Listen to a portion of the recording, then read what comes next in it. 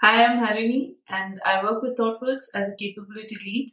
I've also played the roles of security practice lead and quality analyst and various other roles in delivery. I'm also a core contributor and maintainer to Talisman, which is an open source tool which prevents you from checking in secrets. And I am also an evangelist of open source in general. And I take this opportunity to welcome you all to SecureGuild. And speaking of security, there are a lot of relations that are code hold, and we try to protect all of them. We try to secure our data, we try to secure the network, compliance, even the physical security. But there's one blind spot that we often miss out on: the underlying platforms and dependencies.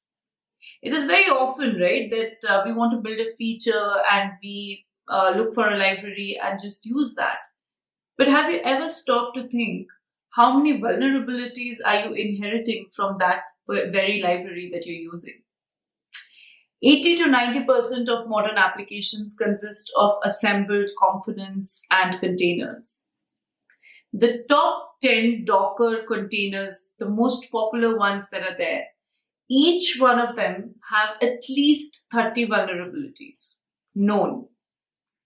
And if you're still wondering about the impact that it can have, remember shell shock, heartbleed, Equifax breach, millions of data that were breached, they were compromised, and billions of dollars of losses.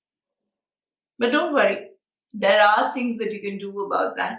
And that's exactly what we'll cover in the session today, about the vulnerable dependencies and the toxic relations that your code holds with them, and what can you do to protect yourself against it. So let's start with talking about how your dependencies could be vulnerable and how your code gets a toxic relationship with it. So before we go any further, let's first understand what components are we talking about when we talk about these dependencies.